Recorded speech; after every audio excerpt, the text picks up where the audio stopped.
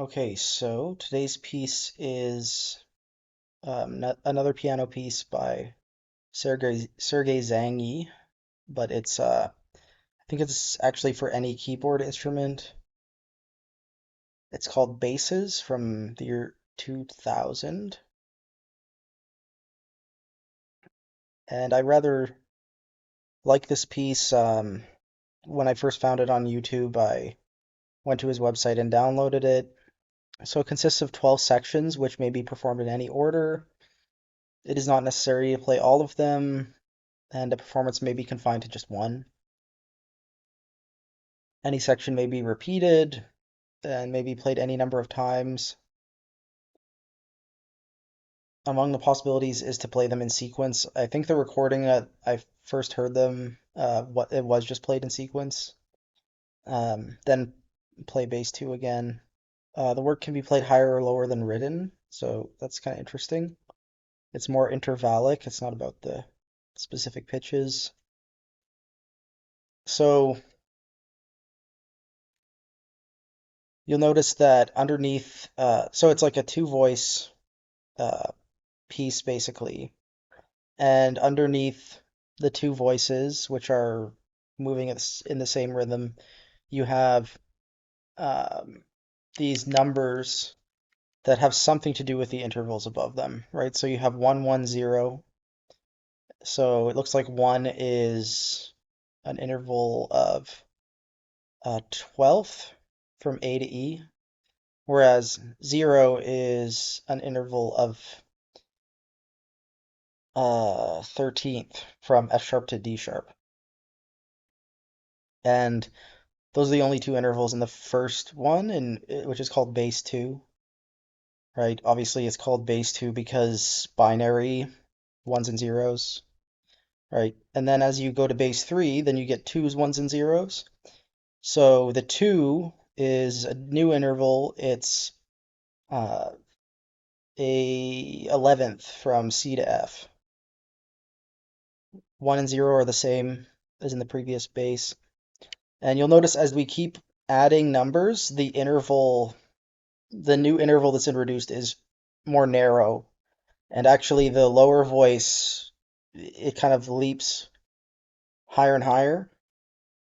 Or sorry, it leaps in larger leaps, and then the top voice is just moving by step. So it's like, I think actually it's like if you lined up all of the numbers, it would be like a chromatic scale in the top voice, and then the bottom voice would be in stacked minor thirds or something, like this F sharp diminished chord. I don't quote me on that, but because like 3 here is a D sharp, yeah, so and then 4 should be another F sharp,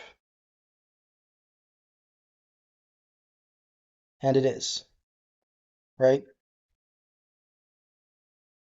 So what sort of struck me about this piece when I first heard it was it's all parallel motion the whole time, but it's like one voice is kind of a magnification of the other. Um, so it's like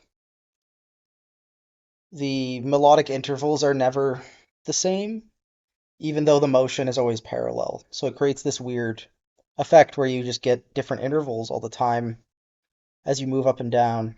And then there's this curious thing where at the end of every bass you get 6 iterations of this interval from A to E again. So at the end of every one, it's just like 1, 1, 1, 1, 1.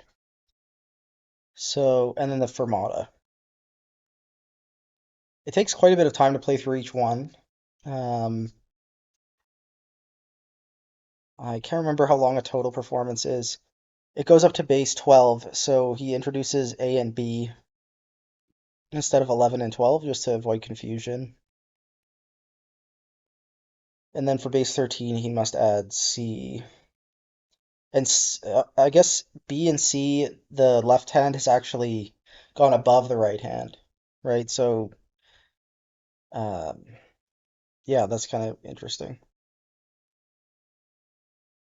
Okay, hopefully this isn't too confusing. I've mentioned on a previous episode that this is like Zagny's thing is taking musical materials and then ascribing numbers to them and then playing with those numbers to make music. And I think this is a pretty clear example. And the result is very interesting, in my opinion. Like, people describe his music as being mathematical. I don't really think of it that way because obviously you have to, like, make this cultural association first. So it's music. Like, it's not, you're not listening to math. There's just like an extra musical association of math in all of his music. It's about 14 minutes long. I encourage you to listen to it and come back for my opinions here. This performance is played by the composer in 2004. Okay, yeah, I felt this really enjoyable. Um, it's never gonna top the first impression it made on me because it's just I think the greatest asset of this piece is just how creative it is in concept. And I'm not sure exactly what's going on with the rhythm, but it gradually becomes ironed out. Like you get more and more quarter notes and less eighth notes until bass 13, where there are no eighth notes. So that seems to be like a complete motion towards something. Um, Maybe if you continued the pattern, it would there would eventually be no quarter notes and it would just be half notes. Um, like it seems to be some sort of process that could continue infinitely, but which would explain why it's kind of a modular piece. It's because it's like a glimpse of something more infinite. Um, I think having bass two at the end really ties it all together. Kind of like if you have a theme in variations, you want and it's really long, like 13 minutes long. You do like just ending the way you started is probably the easiest way to make it complete. In terms of like other ways you could perform it, I think this is kind of the best way. Like it seems like the most straightforward presentation of it. I guess you could stop at bass 10. I like that bass 10 lands on this minor third between A and C, and I think that's kind of ties nicely with this sort of AE that we're constantly ending on, you know? Um, Even though that's the digit 1 and not the digit 0, that's kind of like our tonic, more or less. So it did feel pretty complete once we finished bass 10. Um, Also, I think it's bass 7 lands on a perfect fifth, but it's between D sharp and A sharp. So that's kind of a moment too where we finally get a consonant or like perfect consonants. Is it bass 7? No, it's bass 8, number 7. Yeah, number 7 is a perfect fifth. So that's kind of nice um, because we're emphasizing this other perfect fifth on A, or 12th, I guess you could say, at the end of each one. You could work backwards, like start with the most complicated one and work your way down. That way you could still end with bass 2 and it would sound very cohesive. Or you could kind of skip some of them and just. But I think probably the least successful would be to like go haphazardly from 3 down to 2 up to 5 up to 8 down to 7. I think it's better to just make sure it's like growing or shrinking the whole time. I guess in terms of Zagny's larger work, this is sort of like his big theme and variations. And I think that's kind of cool that there's this sort of traditional form that he's managed to make so abstract that it's its own entity.